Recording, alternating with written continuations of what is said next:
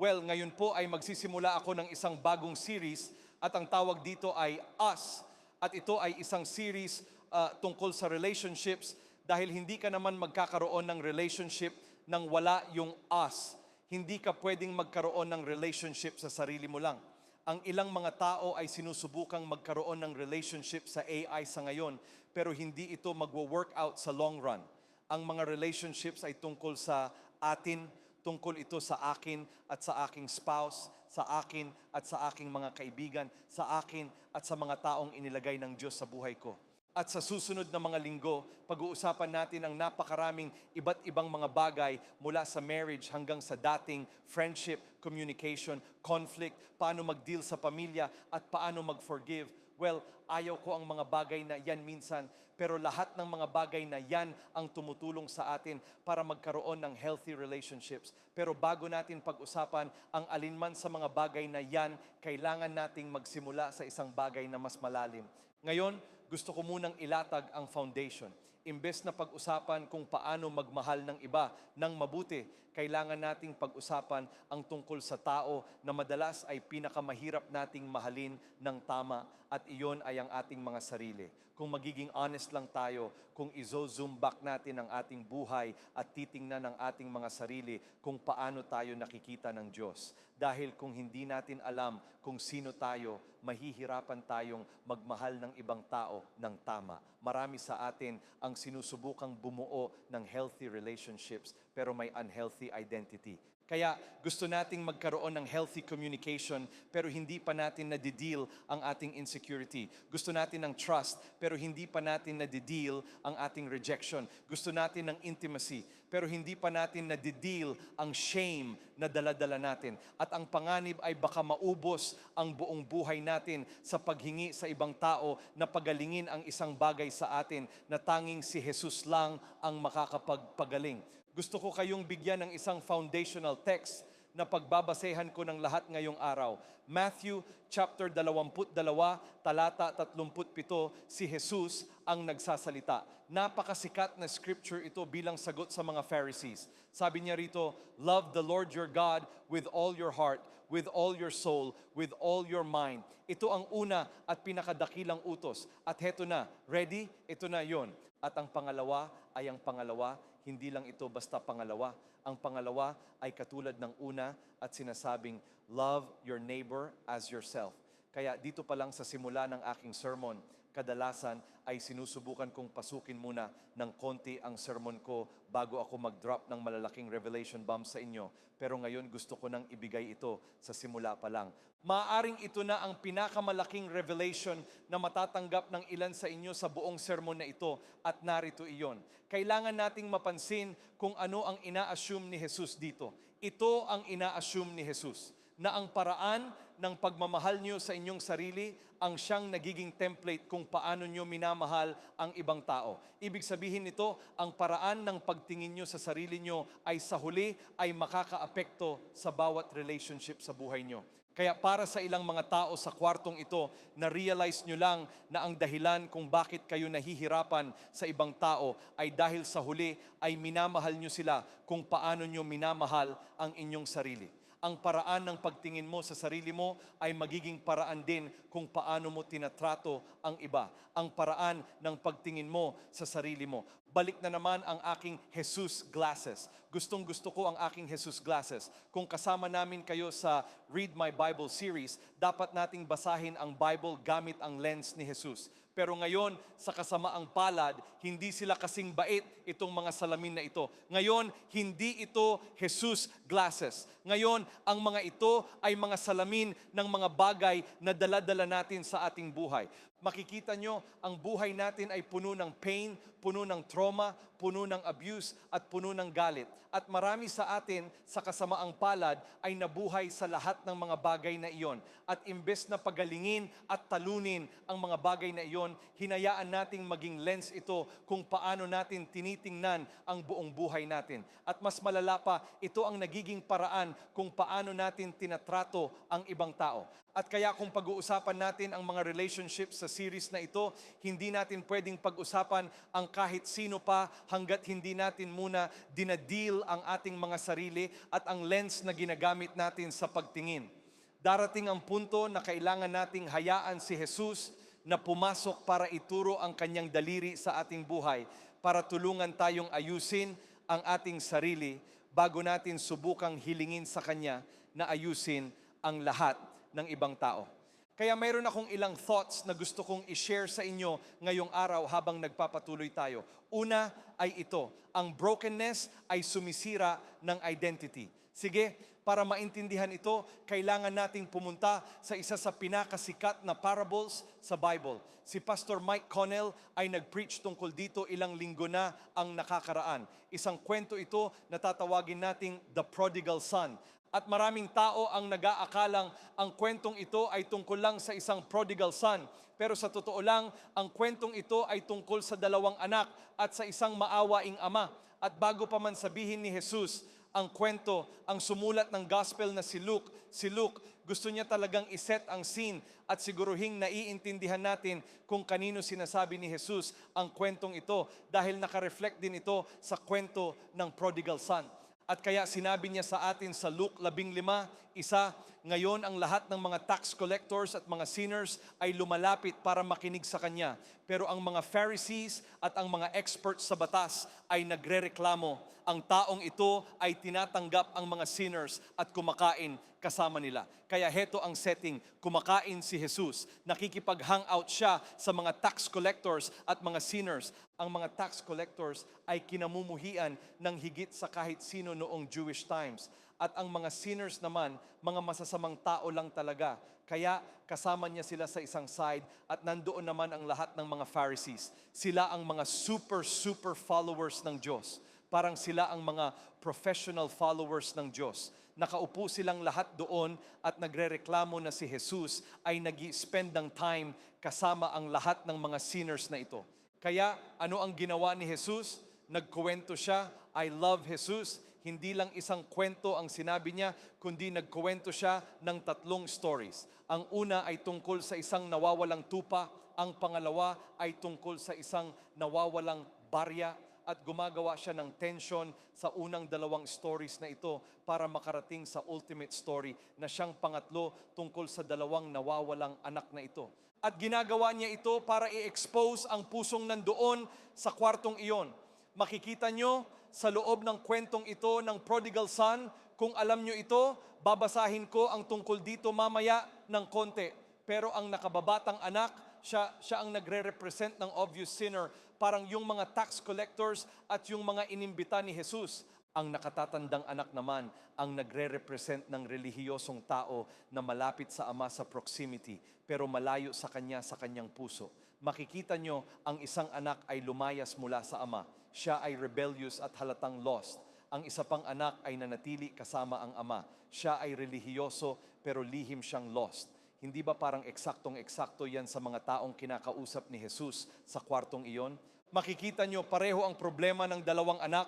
Pareho nilang hindi naintindihan kung gaano sila kamahal. Kaya yung nakababatang anak, pumunta siya sa kanyang ama. Sabi niya, hoy, ibigay mo sa akin ang kalahati ng sa akin na dapat. Ibigay mo sa akin ang kalahati ng aking inheritance. Kalahati ng lahat ng mayroon ka. Gusto ko iyon. Umalis siya. Inilarawan siya ng Bible na winawaldas ang lahat ng kanyang pera sa wild living. Nawala sa kanya ang lahat. Lahat ng mga kaibigan niya ay iniwan siya at napadpad siya sa isang pig pen. Para sa isang Jewish guy, ito na ang pinakamababa sa lahat. Wala man lang siyang pagkain. Kaya nakikipag-agawan siya sa mga baboy para kainin ang pagkain nila.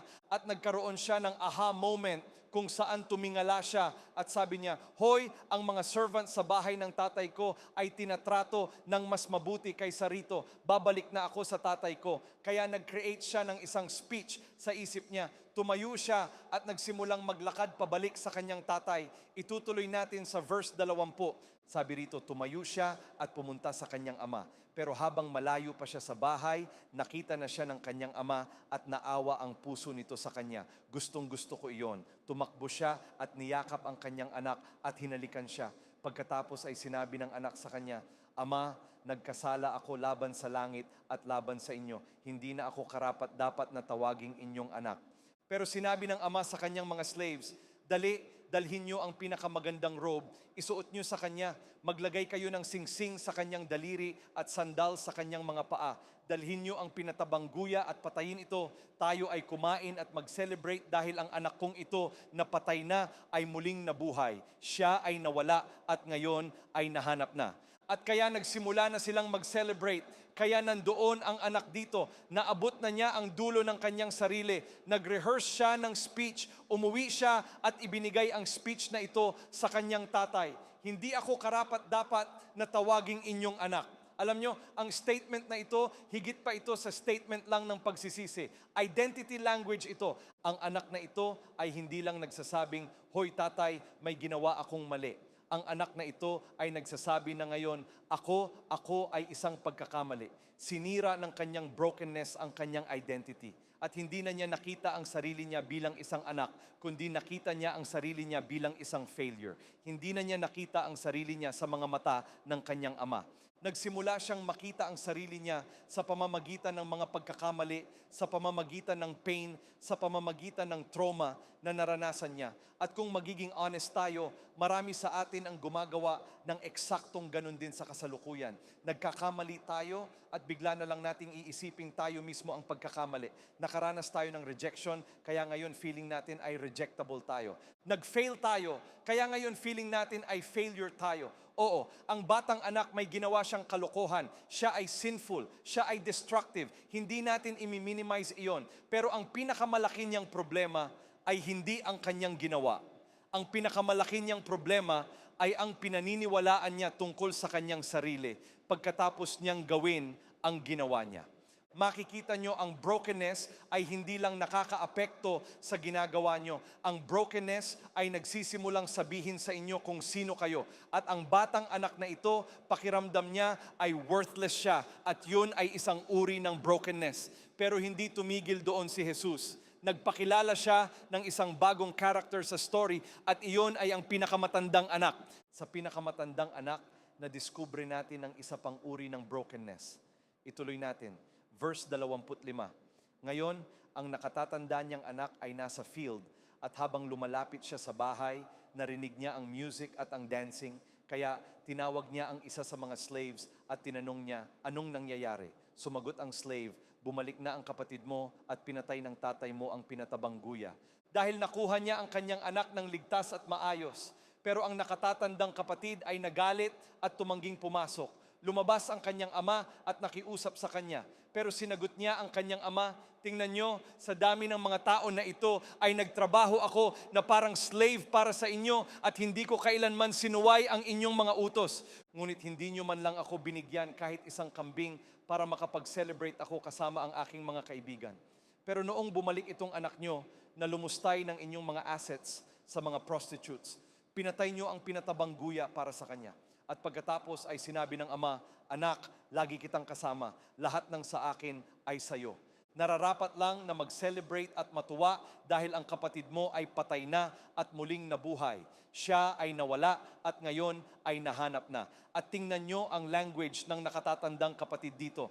Sa dami ng mga tao na ito ay nagtrabaho ako na parang slave para sa inyo. Hindi iyan ang language ng isang secure na anak. Iyan ang language ng isang taong sinusubukang mag-earn ng mas maraming pagmamahal. Makikita nyo, ang nakatatandang kapatid ay maaaring hindi kailanman umalis ng bahay, pero hindi siya namuhay bilang isang anak. Nagtatrabaho siya na parang slave, nagre-resent siya na parang siya ay isang orphan, at nagko-compare siya na parang isang tao na hindi kailanman naintindihan na ang lahat ay sa kanya na pala. Ang nakababatang kapatid, pakiramdam niya ay worthless siya. Ang nakatatandang kapatid naman, pakiramdam niya ay unloved siya. Ibang mga symptoms, pero parehong disease. Pareho silang may broken identity. Ang isang kapatid ay nag-isip, hindi ako karapat-dapat sa pagmamahal.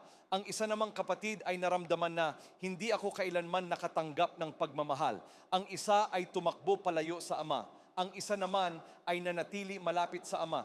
Pero pareho nilang hindi naintindihan ang puso ng Ama. At iyon ang dahilan kung bakit ang kwentong ito ay napaka-powerful para simulan ang ating relationship series. Dahil ipinapakita sa atin ni Jesus na ang ating mga identity issues ay hindi lang matatagpuan sa ating pagre-rebelde, kundi lumalabas din sila sa gitna ng relihiyon.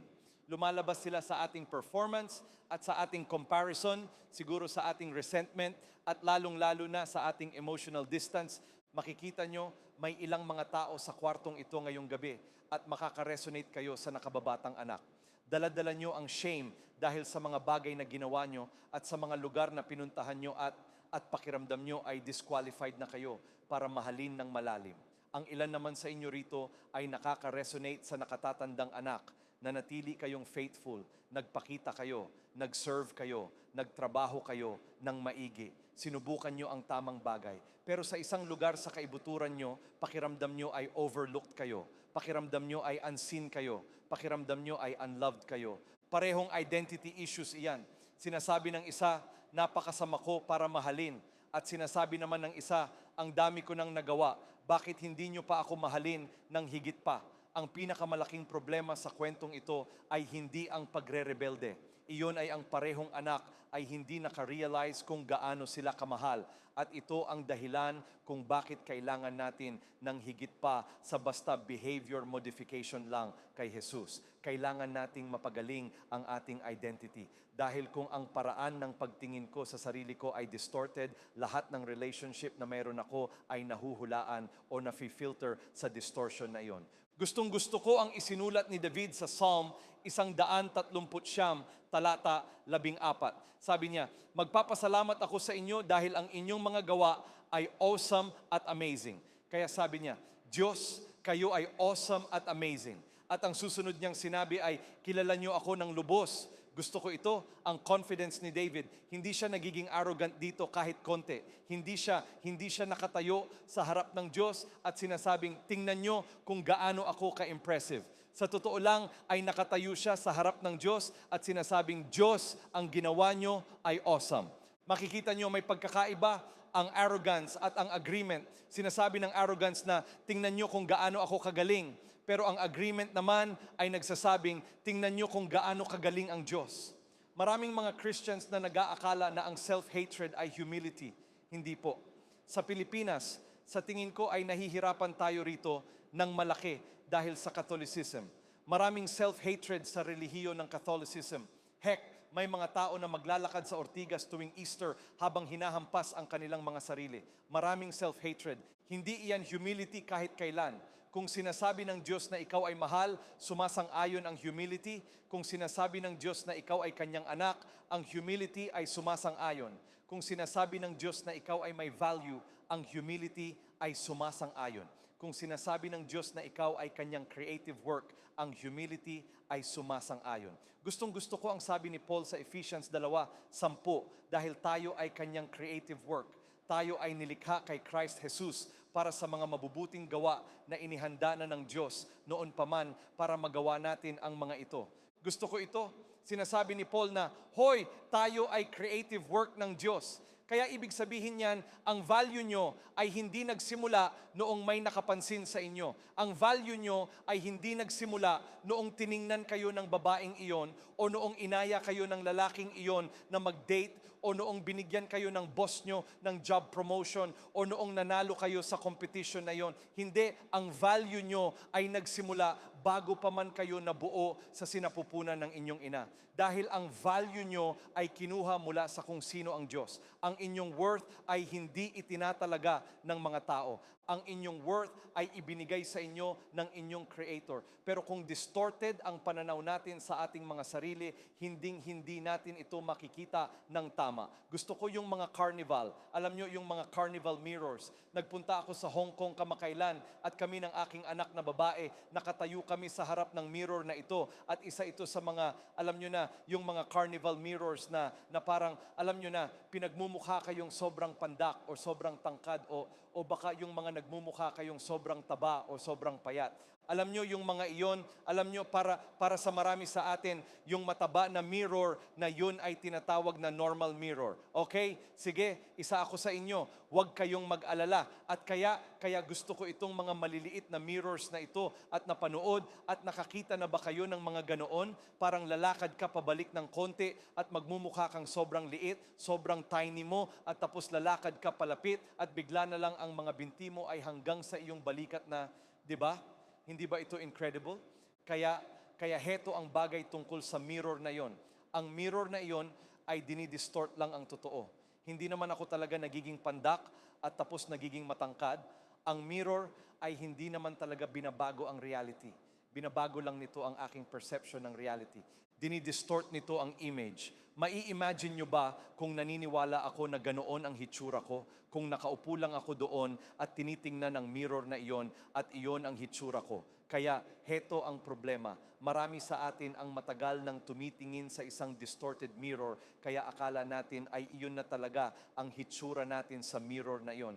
Tumitingin tayo sa mirror ng rejection, sa mirror ng abuse, sa mirror ng divorce, sa mirror ng betrayal or failure, sa mirror ng trauma. At pagkatapos ng maraming taon ng pagtingin sa mirror, magsisimula tayong maniwala, talagang paniniwalaan natin ang distorted picture. Titigil na tayo sa pagsasabi na may masakit na bagay na nangyari sa akin at magsisimula na tayong magsabi na mayroon talagang mali sa akin.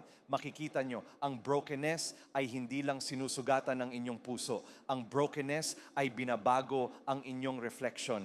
At ito ang dahilan kung bakit mahalaga ang healing dahil hanggat hindi napapagaling ni Jesus ang mirror na iyon, patuloy nyo pa rin makikita ang inyong sarili sa pamamagitan ng mga wounds na hindi naman niya inintend na gamitin nyo para tingnan ang inyong sarili. At hindi ito isang bagong strategy mula sa enemy. Nagsimula ito sa Genesis chapter 3. Ang serpent ay hindi nagsimula sa pamamagitan ng physical na pag-atake kina Adam at Eve. Ano ang ginawa niya? Inatake niya ang trust nila sa Diyos. Inatake niya ang katotohanan at inatake niya ang kanilang identity. At libu-libong taon ang lumipas, sinusubukan pa rin ng enemy na gawin iyan ngayon. Sinusubukan niyang gawin na ikaw at ako ay mag-question sa Diyos, mag-question kung sino siya, mag-question kung sino tayo para ma-distort niya ang lahat ng lumalabas sa ating buhay. At kaya ang unang bagay na kailangan nating intindihin sa relationship series na ito ay ang brokenness ay dinidistort ang identity. At kung ang ating identity ay naging distorted, magiging distorted din ang ating mga relationships na magdadala sa akin sa susunod na bagay. Ang broken identity ay gagawa ng broken relationships. Kaya ano ang nangyayari kapag hindi natin alam kung sino tayo? Heto ang nangyayari. Magsisimula tayong maghanap ng ibang tao para sabihin sa atin kung sino tayo. Kapag hindi natin natatanggap ang ating identity mula sa Diyos, magsisimula tayong maghanap para matanggap ang ating identity mula sa ibang tao at sa iba pang relationships. Kaya naghahanap tayo ng validation, naghahanap tayo ng acceptance, naghahanap tayo ng security sa ibang tao. At kadalasan, ang nangyayari ay magsisimula tayong bumuo ng isang relationship na nakabase sa foundation ng dependency imbes na connection. Magiging isa kang emotional vampire. Hindi mo ito alam, pero iyon ang ikaw. Sinisip-sip mo ang buhay ng bawat tao sa buhay mo dahil ina-expect mong ibigay nila sa iyo ang isang bagay na dapat mo lang makuha sa isang lugar. At kadalasan, kapag pumapasok tayo sa isang relationship kung saan naghahanap tayo ng ating identity na ma-fulfill, hindi talaga tayo naghahanap ng isang partner, naghahanap tayo ng isang savior, naghahanap tayo ng isang tao para iligtas tayo, naghahanap tayo ng isang tao para sabihin sa atin na sapat na tayo, naghahanap tayo ng isang tao para sabihin sa atin na okay na tayo, at ang problema ay walang kahit isang tao sa planetang ito na may capacity para pasanin ang bigat ng inyong identity. Ang mga tao ay hindi inilaan para maging savior nyo. Ang mga relationships ay hindi inilaan para kumpletuhin kayo. Ay ageless. Mas mukha siyang mas bata sa 65 kaysa noong siya ay 25 pa lang. napaka-incredible nito. Kailangan kong mag-inject ng kahit ano pa mang ini-inject ni Tom Cruise. Iyon lang ang sinasabi ko. Kaya si Tom Cruise dumating siya, nandoon si Renee Zellweger. Kasama ni Renee ang lahat ng kanyang mga girls, ang lahat ng mga girls niya. Lahat sila ay nagchat-chat sa loob ng room na ito ng magkakasama. Binuksan ni Tom ang mga pinto. Hollywood na ito. At napaka-incredible dahil ang Hollywood nakakamangha kung gaano ka-influential ang pop culture at kung paano nito hinuhubog at tinitingnan ang kung ano sa tingin natin ang buhay. Ibinenta ng Hollywood sa buong mundo ang isang kasinungalingan gamit ang isang statement na ito. Tumingin siya doon. Tumingin si Tom Cruise kay Renee Zellweger ng may emosyon gamit ang bawat piraso ng pag-arte na mayroon siya at sabi niya, "You complete me." At siya naman ay parang kasinungalingan iyon. Walang kahit sino pang ibang tao sa planetang ito na may capacity o may kakayahan na kumpletuhin ka. Ang tanging isa na makakapagkumpleto sa iyo ay ang siyang nagpunta sa cross para mamatay para sa inyong mga sins, na tumalo sa kamatayan at nabuhay mula sa libingan. Walang kahit sino pa ang makakapagkumpleto sa iyo. Ang pinakamalapit na magagawa nila ay ang i-compliment ka. Walang leader, walang church, kahit na isang community ay hindi dapat maging source ng inyong worth. Pwedeng mahalin kayo ng mga tao, pwede silang mag-encourage sa inyo, pwede silang lumakad sa tabi nyo sa buhay. Pero ang mga tao ay hindi dapat kailanman maging foundation na pagkukunan nyo ng inyong source. Ito ay tinalakay ni Jesus ng napakaganda sa John chapter 4 at nakipagtagpo siya rito sa tinatawag nating woman at the well. Babasahin ko ito at pagkatapos ay ipapaliwanag ko ito. Sabi rito, sumagot si Jesus sa babaeng ito sa John 4:13. Ang bawat umiinom ng tubig na ito ay muling mauuhaw. Pero ang sino mang uminom ng tubig na ibibigay ko sa kanya ay hindi na kailanman mauuhaw pa. Sa halip, ang tubig na ibibigay ko sa kanya ay magiging isang bukal ng tubig sa loob niya na bumubukal tungo sa eternal life. At sinabi ng babae, "Sir, bigyan niyo po ako ng tubig na ito para hindi na ako mauhaw o kailanganin pang pumunta rito para mag-igib ng tubig." At sinabi niya sa kanya, "Humayo ka, tawagin mo ang iyong asawa at bumalik ka rito." Gustong-gusto ko si Jesus. Alam niyo ba, may ilang mga tao na nagagalit sa akin dahil ako ay isang stirrer minsan. Inaalog ko ang pot, medyo troll ako ng konti. Si Jesus ang kauna-unahang troll dito. Sabi ni Jesus, "Hoy, kunin mo ang asawa mo." At siya naman ay parang, "Wala po akong asawa." At sabi naman ni Jesus, alam ko na nagkaroon ka na ng 5. Hindi 1, hindi 2, hindi 3, hindi 4, kundi 5. At yung lalaking kinakasama mo ngayon, hindi mo man lang siya asawa kasi masyadong expensive ang kumuha ng annulment, kaya ganoon. Wow, Filipino joke yun, pakiramdam ko ay sakto lang yon. Kaya si Jesus ay nandito, di ba? So iset natin ang scene para mas makuha nyo itong picture na ito. Yung babae ay nasa well sa gitna ng araw. Nasa well siya sa tanghali dahil lahat ng ibang babae ay pumupunta sa well sa simula pa lang ng araw kapag hindi pa masyadong mainit. Nandoon siya sa gitna ng araw dahil iniiwasan niya ang mga conversations.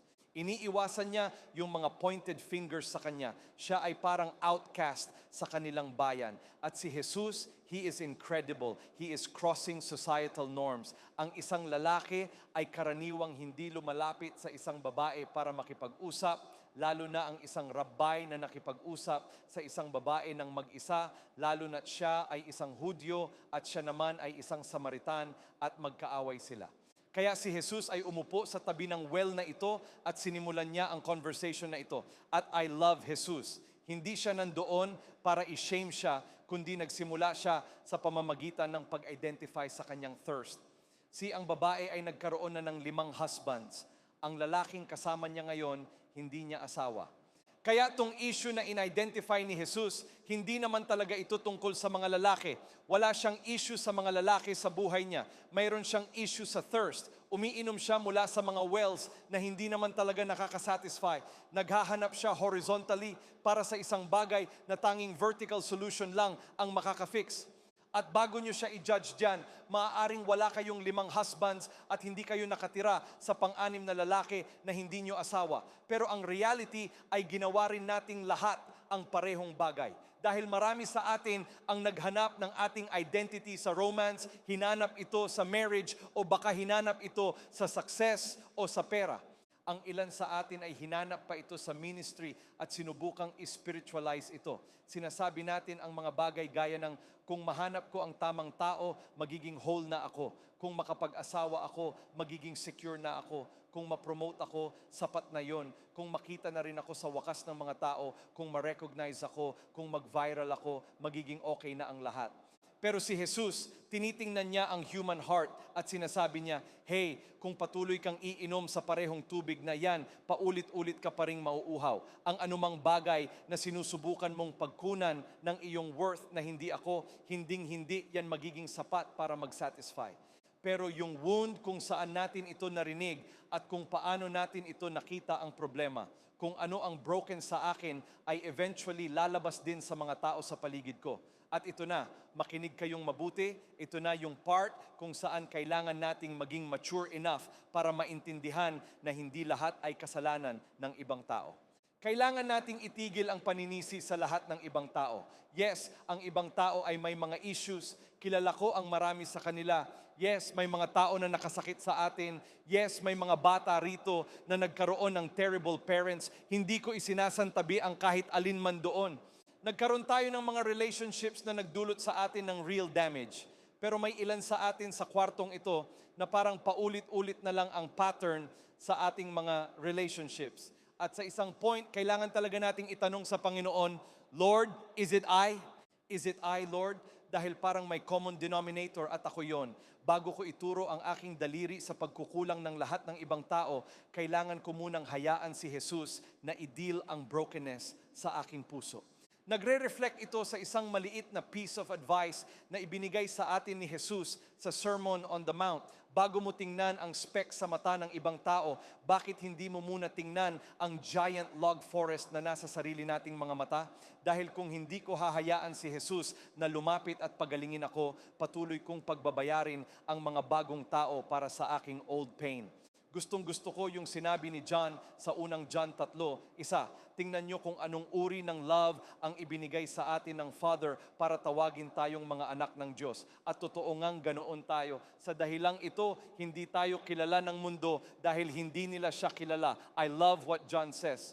Hindi siya nagsimula sa pagsasabing, tingnan nyo kung gaano nyo kamahal ang Diyos. No, no, no. Sabi niya, tingnan nyo kung anong uri ng love ang ibinigay sa atin ng Father. Sinasabi nito sa atin na ang identity ay nagsisimula sa receiving, hindi sa achieving.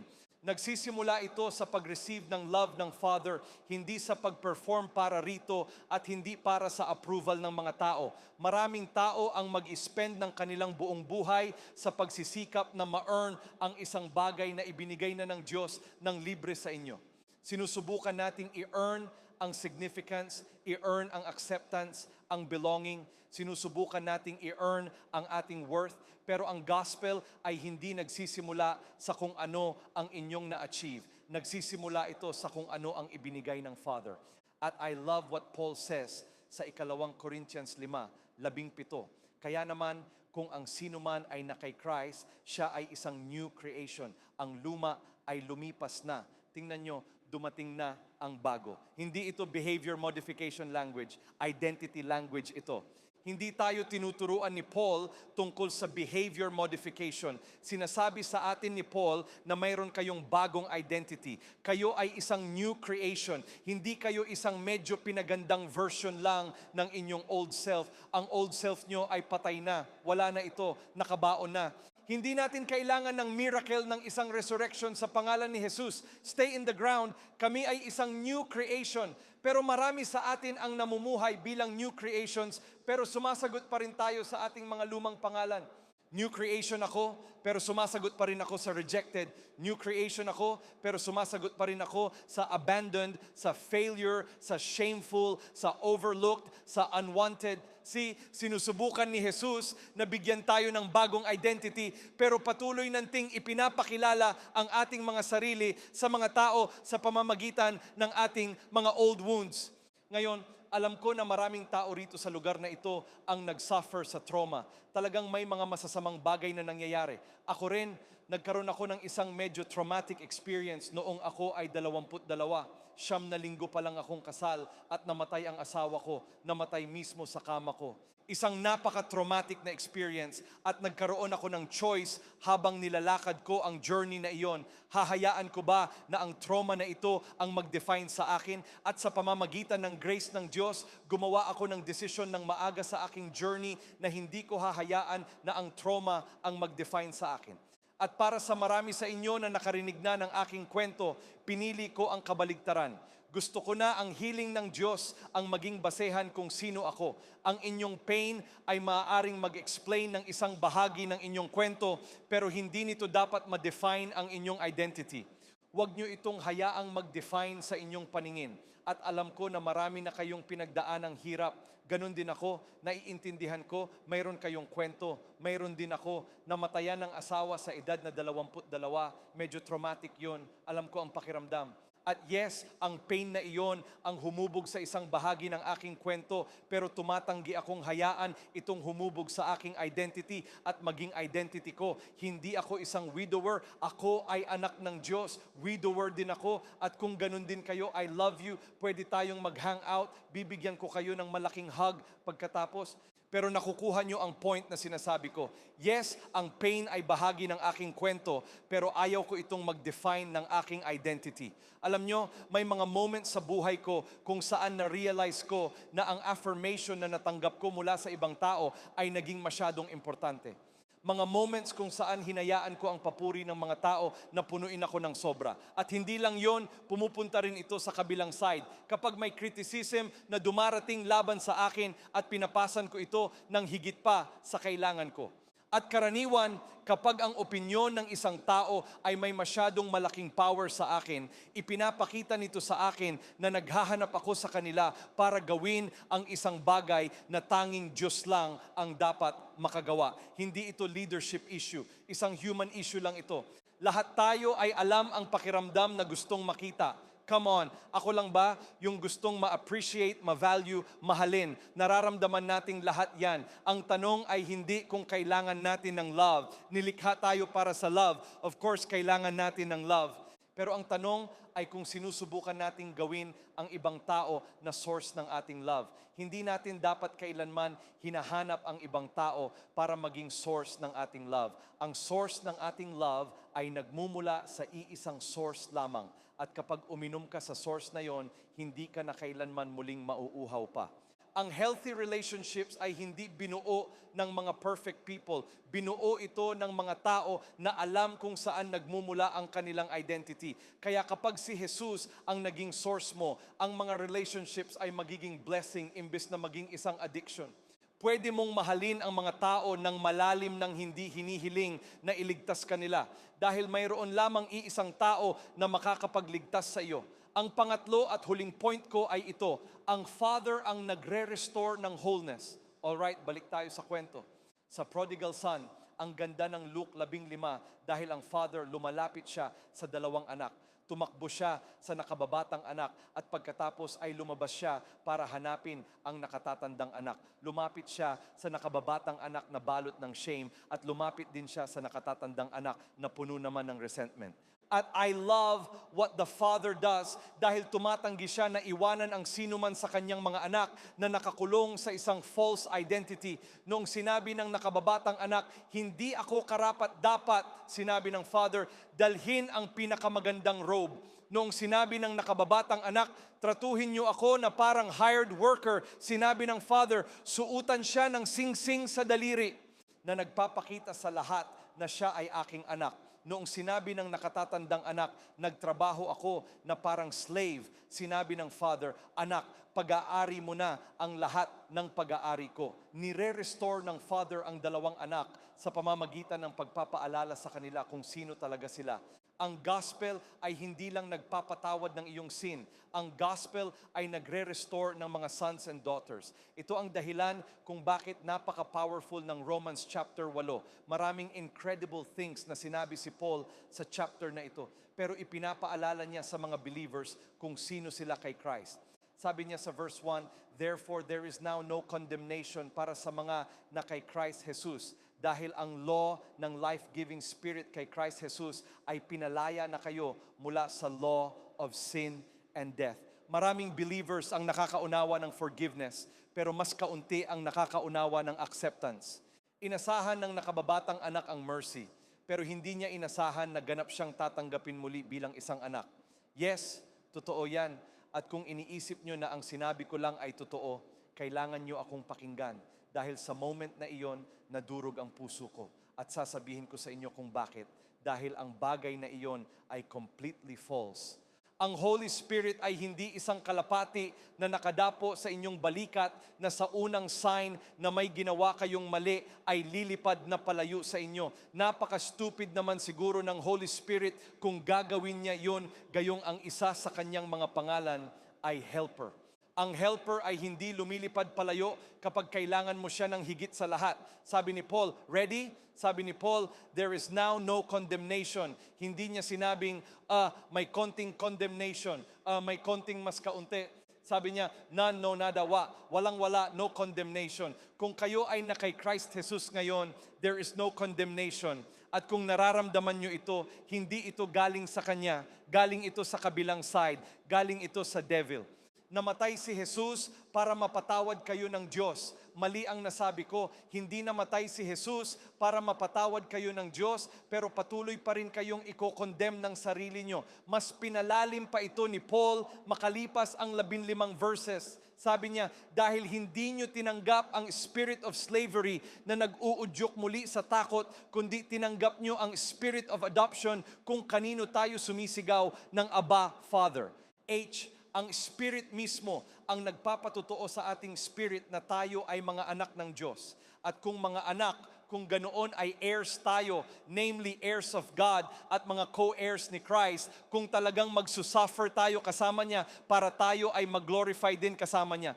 Sinasabi ni Paul dito na hindi natin tinanggap ang spirit of slavery kahit kailan. Tinanggap natin ang spirit of adoption. At muli, context matters. Sumusulat siya sa mga Christians sa Rome, sa isang Roman world. At alam ko na naiintindihan natin ang adoption ngayon. Pero ang paraan ng mga Romans sa paggawa ng adoption ay medyo iba kaysa sa ginagawa ng iba. Kapag ang isang Roman ay nag-adopt ng isang tao, ibig sabihin niyan ay mayroon ka na ngayong pangalan ko. Para ka na sa akin na parang kahit sino sa aking mga blood relatives, ang aking mga blood sons and daughters na mayroon ka na ngayong karapatan sa aking inheritance. At ganito inilarawan ni Paul ang ating relationship sa Diyos. Inadopt niya tayo. Hindi tayo tinatolerate ng Diyos ng may pag-aalinlangan. He is fully embracing us. At ito ang na-miss ng nakatatandang kapatid dahil nakatira siya sa bahay ng kanyang tatay pero namuhay siya na parang isang adopted son. Namuhay siya na parang isang orphan. Mayroon siyang access pero wala siyang assurance. Mayroon siyang proximity pero wala siyang intimacy. Hawak niya ang inheritance sa buong panahon pero wala sa kanya ang identity. At marami sa atin na mga Christians, ganito tayo umarte sa ngayon. Saved tayo, pero nag-iisip tayo na parang mga orphans. Forgiven tayo, pero nag-iisip tayo na parang mga orphans. Loved tayo, pero nag-iisip tayo na parang mga orphans. Nandito tayo sa bahay, pero hindi natin nararamdamang na nasa home tayo kasama ang Lord. Pwede kang maging legally adopted, pero emotionally ay namumuhay pa rin na parang isang orphan. Wow, hindi nahihiya ang Diyos sa inyo. Ito ang dahilan kung bakit ang wholeness ay napaka-importante. Ang wholeness ay higit pa sa pag-alam at pag-intindi ng mga Bible verses. Ang wholeness ay ang pagpapahintulot sa truth ng Diyos na lumipat mula sa information tungo sa transformation sa ating mga buhay. Ang ilan sa atin ay kayang i-quote na mahal tayo ng Diyos, pero hindi pa natin naranasan. Pero ang ilan sa atin, gusto lang nating maupo sa ating pain. Ang ilan sa atin ay ayaw talagang tanggalin ang mga ito. Gusto lang nating maupo at maramdaman lang ang love. Gusto ko lang ng love. Gusto ko ng love. Gusto ko ng love. Gusto ko ng love. Tulungan niyo ako. Kaawaan niyo ako. Tingnan niyo ang lahat ng pinagdaanan ko. Nagkaroon ako ng mahirap na buhay. Hey, marami namang tao ang nagkaroon ng mahirap na buhay. Pwede ba nating tawagin kung ano talaga ang totoo? Hindi lang ikaw ang nag-iisa. Mahal kita ng sapat para sabihin sa iyo na hindi lang ikaw ang nag-iisa.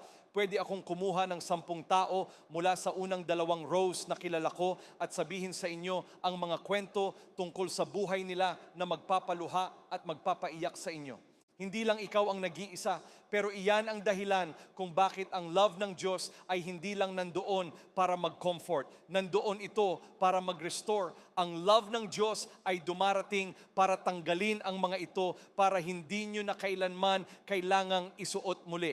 Hindi mo pwedeng kamuhian ang isang bagay na kinalulugdan ng Diyos. Kaya makinig kayo, gusto ko kayong kausapin bilang inyong pastor. Hindi lang ako basta isang traveling evangelist. Kailangan ko kayong kausapin bilang inyong pastor dahil gusto kong pag-usapan ang inyong healing. Ang healing ay totoo at naniniwala ako na ang Diyos ay kayang magpagaling ng ilang tao ngayong gabi rito sa loob lang ng isang sandali. Pero ang reality ay ang majority ng healing na dumarating pagdating sa ating brokenness at ating identity, ito ay nagiging isang process. Kayang hawakan ng Diyos ang isang wound sa isang sandali at kaya niyang magdala ng freedom sa isang sandali na siya lang ang makakapagbigay. Pero madalas, ang ginagawa ng Diyos ay nagpapagaling siya through prayer. Nagpapagaling siya through community, through counseling, through discipleship, through confession, through truth. Minsan ay kailangan lang talaga ng oras para mapagaling ang mga safe relationships.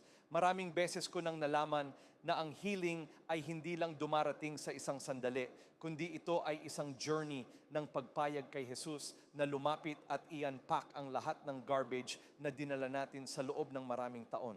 Ito ang dahilan kung bakit sa ating church ay gumagawa tayo ng mga bagay gaya ng favored and free. Ang favored and free ay ito.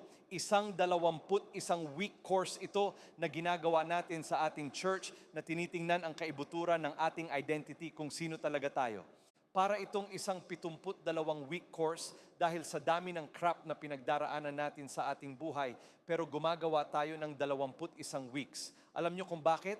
Dahil may ilang tao na kailangan ng 21 weeks, may ilang tao na kailangan ng 21 seconds sa isang altar, pero karamihan sa mga tao, may mga kasinungalingan na kailangang harapin, may mga patterns na kailangang sirain, at may mga identity issues na nangangailangan ng higit pa sa denial. Kailangan nila ng truth at kailangan nila ng love. May ilang deep trauma na hindi lang basta-basta mawawala sa pamamagitan ng isang simpleng prayer at isang syaka sa altar. Pero gusto ko kayong i-encourage na ang isa sa pinaka-spiritual na bagay na magagawa nyo ay ang itigil ang pagpapanggap na okay lang kayo. Minsan, iniisip natin na spiritual ang umarte na parang ang lahat ay okay. Minsan ay mas spiritual na itigil ang pagpapanggap na ang mga bagay ay okay. Ang healing ay hindi lang para sa inyo. Lahat ng konektado sa inyo ay nakikinabang sa inyong healing. Kaya kapag naging healthier kayo, mararamdaman ito ng inyong family, mararamdaman ito ng inyong marriage, mararamdaman ito ng inyong workmates, mararamdaman ito ng inyong mga kaibigan. Dahil ang bawat relationship ay alinman sa blessed o burdened ng ating level ng healing. Kaya bago tayo mag-spend ng susunod na ilang linggo sa pag-uusap tungkol sa relationships, communication, conflict, dating, marriage, family, at lahat ng mga bagay na iyon, kailangan nating magsimula rito. Paano mo nakikita ang sarili mo? Nakikita mo ba ang sarili mo sa pamamagitan ng iyong mga wounds? Ito ba ang lens na tinitingnan mo at nakikita ang lahat? Ito ba ang tinitingnan mo sa mirror kapag nandoon ka sa mirror at ang tanging nakikita mo lang ay ang iyong pain, iyong trauma, iyong abuse, iyong galit? Ito lang ba ang nakikita natin? O baka ang araw na ito ay isang araw kung saan pwede nating simulan ang pagbabago at masimulan nating makita ang ating mga sarili kung paano tayo nakikita ng Diyos. Maaaring narito kayo ngayong gabi at sa inyong mga relationships, nahihirapan kayo sa ilang mga bagay. Well, ang tanong ko ay, humihiling ba kayo sa ibang tao na ibigay sa inyo ang isang bagay na tanging Diyos lang ang makakapag-give sa inyo? Hinahayaan nyo ba ang ibang tao na pasanin ang bigat ng inyong identity? Hinahayaan nyo ba ang inyong mga old pains na gumawa ng rules para sa inyong mga current relationships? Dahil hindi lang gusto ni Jesus na gawing mas mabuti ang inyong mga relationships, Gusto ni Jesus na maging whole tayo. At kaya ang goal ng series na ito ay hindi lang basta mas magandang relationships, kundi ang goal ay maging whole people para mahalin natin ang iba mula sa isang healthy place.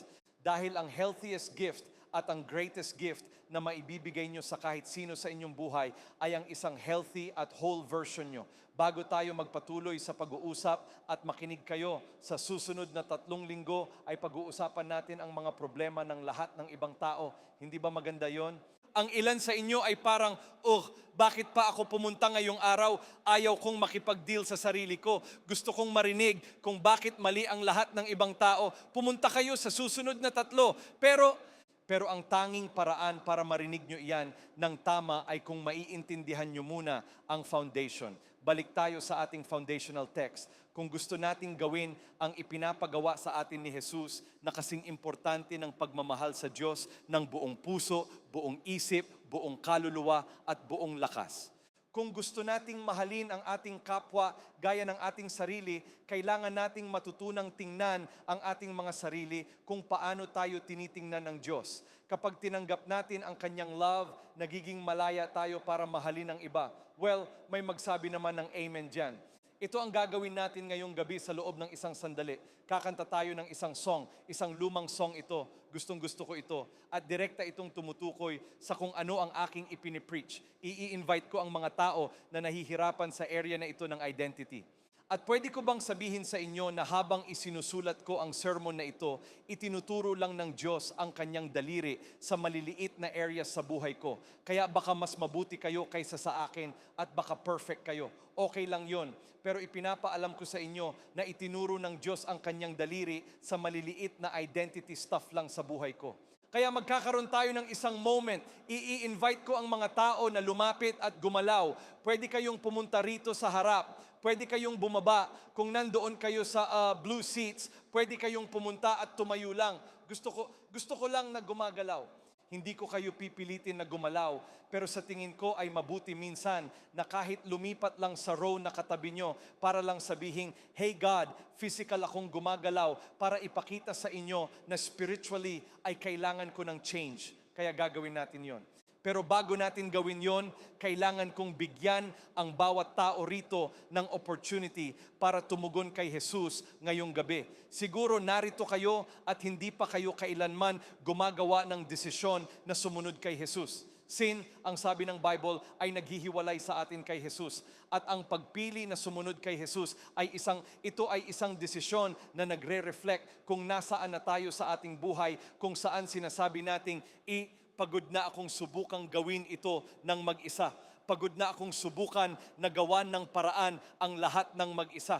Ito ay kapag dumating tayo sa isang lugar kung saan ina-acknowledge natin na I have sinned. Inilalarawan ito ng Bible sa language na ito na nagkasala tayo at nagkulang sa glory ng Diyos. Tayong lahat sa loob ng kwartong ito. Pero ang paggawa ng desisyon na sumunod kay Jesus, hindi ibig sabihin yan na dumating na tayo sa isang lugar ng perfection. Sa totoo lang, kabaligtaran pa nga ito.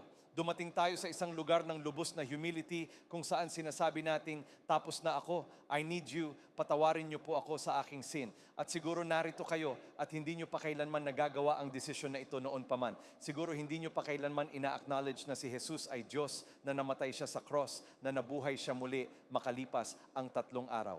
Well, ngayong araw gusto ko kayong bigyan ng chance para tumugon. Siguro narito kayo at ginawa nyo na ito noon pa, pero lumayo kayo sa Diyos. May mga bagay na nangyari sa buhay, nangyari ang inyong identity, naiintindihan ko. Lumayo rin ako sa Diyos sa loob ng maraming taon. Nagkaroon ng isang moment na napunta ako sa isang meeting kung saan may nag-preach tungkol kay Jesus at alam ko na si Jesus ay kumakatok sa aking puso. Kaya gusto ko kayong bigyan ng chance para tumugon. Kung sinasabi nyo na, James, ako yung unang tao na yon. Hindi ko pa ito nagagawa kahit kailan. James, ako yung pangalawang tao na yon. Ginawa ko na ito noon pa. Pagbilang ko ng 3, gusto ko sanang itaas nyo ang inyong kamay ng mataas kung nasaan man kayo.